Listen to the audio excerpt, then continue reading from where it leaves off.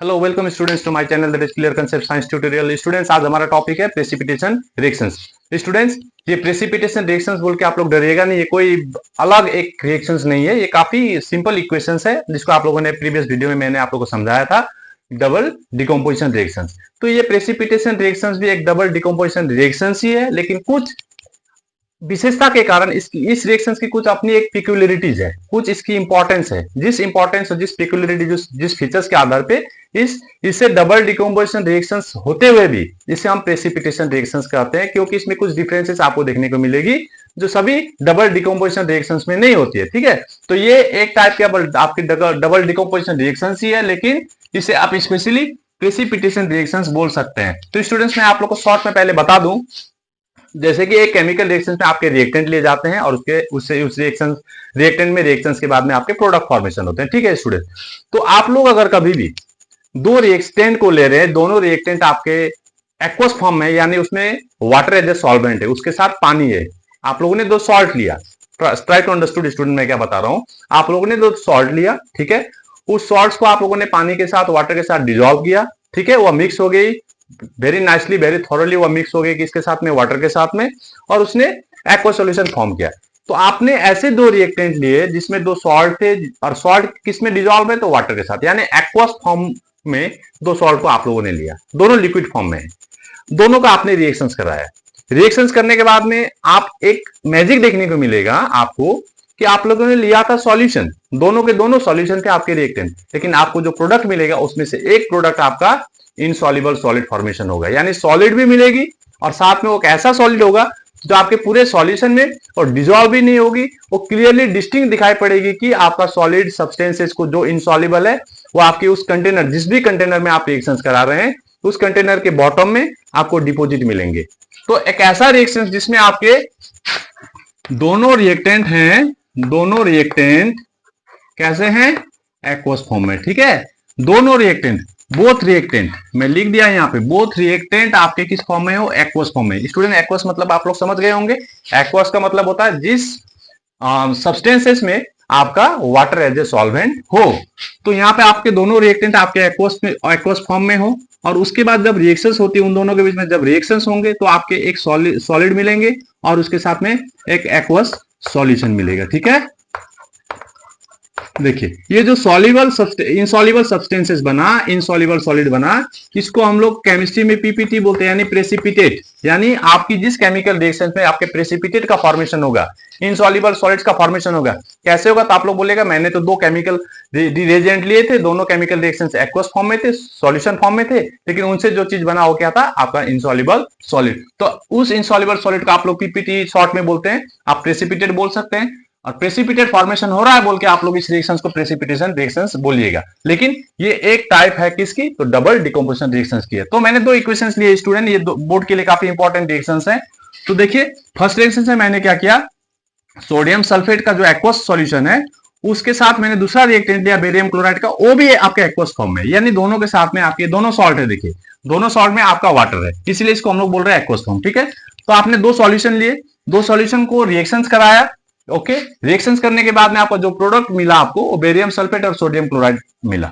ये barium sulphate जो है ये आपकी सॉल्युबल इनसॉल्युबल सॉलिड होगी, उस रिएक्शंस में आपके इनसॉल्युबल सॉलिड बनेंगे जिसका नाम है बेरियम सल्फेट। ठीक है, तो ये कह रहा है कि आपकी पीपीटी, क्योंकि ये इनसॉल्युबल है, और जो इनसॉल्युबल होगी, जो सॉलिड होगी इनसॉल्युबल होगी, कंटेनर के बॉटम में वो डिपोजिट हो जाएगी, तो आप उसको बोलेगा पीपीटी। और उस इनसॉल्युबल सब्सटेंसेस के ऊपर, इनसॉल्युबल सॉलिड के ऊपर जो लिक्विड रहेंगे, आपके जो सॉल्यूशन रहेंगे, उस सॉल्यूशन को आप लोग बोलेंगे एक्वस।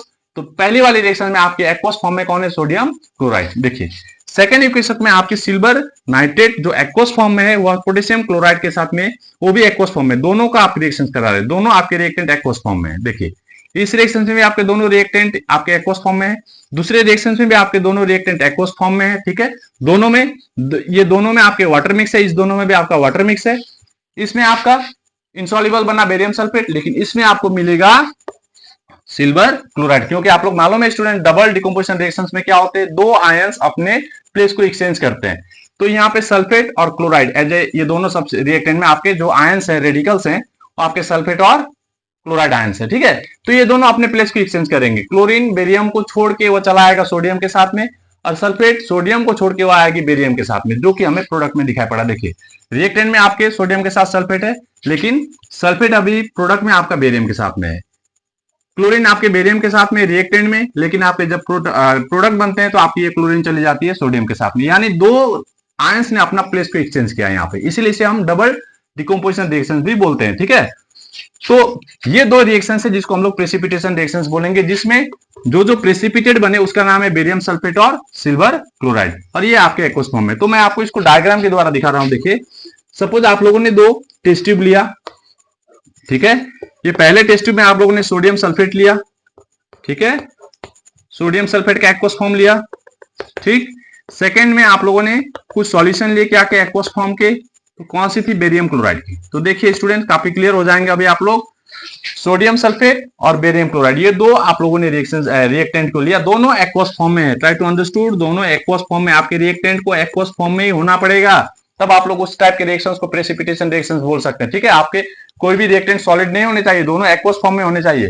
तो आप लोगों ने दो कंटेनर में, दो टेस्ट ट्यूब में आप लोगों ने दो अलग अलग सॉल्यूशन लिया, सोडियम सल्फेट और बेरियम क्लोराइड। अब आप इस बेरियम क्लोराइड को आप इसमें मिक्स कर रहे हो, देखिए ये मिक्स हो गई मान लीजिए, ठीक है।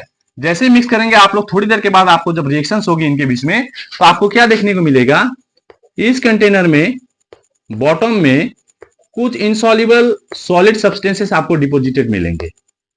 आप लोगों ने लिया था सॉल्यूशन, लेकिन आपको बॉटम में देखने को मिलेगी कि कुछ सॉलिड जो इनसॉल्युबल, पूरे सॉल्यूशन में इनसॉल्युबल है, और ये हैवी होने के कारण आपके ये कंटेनर के नीचे, ये टेस्ट ट्यूब के नीचे आपको डिपॉजिट मिलेंगे। तो जो चीज यहाँ पे बच के आपका इनसॉल्युबल है, जो इस सॉल्यूशन में मिक्स नहीं हो रही है, वो इनसॉल्युबल के फॉर्म में आपके बॉटम में डिपॉजिट रहेंगे, उसको आप लोग बोलेगा पीपीटी। यानी पहले वाले रिएक्शंस में आपका बेरियम सल्फेट नीचे जमा रहेगा इनसॉल्युबल फॉर्म में, इसको बोलेगा पीपीटी। सेकेंड रिएक्शन अगर होगी तो उसमें आपका सिल्वर क्लोराइड नीचे डिपॉजिट मिलेगी।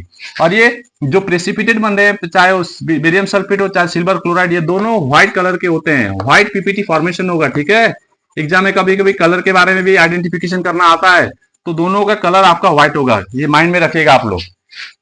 और जो सॉल्यूशन आपके देखिए ऊपर, यहाँ तो सॉल्यूशन बचेगा क्योंकि इनसॉल्युबल सॉलिड नीचे आ गए, तो इसके ऊपर जो होगा आपका सॉल्यूशन होगा। तो ये जो सॉल्यूशन होगा, इस सॉल्यूशन का आप बोलिएगा सुपरनेट। तो दो इंपॉर्टेंट वर्ड आप लोग को यहाँ को देखने को मिला आप लोग, एक है आपका प्रेसिपिटेट, जो इनसॉल्युबल सॉलिड है वो नीचे जमी हो जाएगी, और उसके ऊपर जो सॉल्यूशन रहेंगे उसको आप लोग बोलेगा सुपर नेट। तो एक ऐसा केमिकल रिएक्शन जिसमें आपके दोनों रिएक्टेंट आपके किसी सॉल्ट के एक्वस फॉर्म हो, जब उन दोनों के बीच में आप रिएक्शंस कीजिएगा, रिएक्शंस के बाद जब आपको एक सॉलिड इनसॉल्युबल सब्सटेंसेस आपको बॉटम में मिलेंगे जिस कंटेनर में भी, ठीक है, और आपका जो सॉल्यूशन ऊपर बचेगा, तो जिस रिएक्शंस में आपके प्रेसिपिटेट का फॉर्मेशन हो रहा है और सुपरनेट आपको ऊपर मिल रही है, तो ऐसे सारे रिएक्शंस को आप लोग प्रेसिपिटेशन रिएक्शंस बोल सकते हैं। और ये प्रेसिपिटेशन रिएक्शंस आपकी एक टाइप की डबल डिकम्पोजिशन रिएक्शंस ही है। तो आई होप स्टूडेंट्स आप लोगों को प्रेसिपिटेशन रिएक्शंस काफी इजी वे में मैंने आप लोगों को समझाने का ट्राई किया, आप लोगों को जरूर अच्छा लगा होगा इस टॉपिक को। आप लोग इस तरह के अगर कोई भी रिएक्शंस मिलते हैं तो आप लोग ट्राई टू आइडेंटिफाई कौन सा आपका प्रेसिपिटेट होगा, कौन सा सुपरनेट होगा। Okay, take care, bye bye, see you.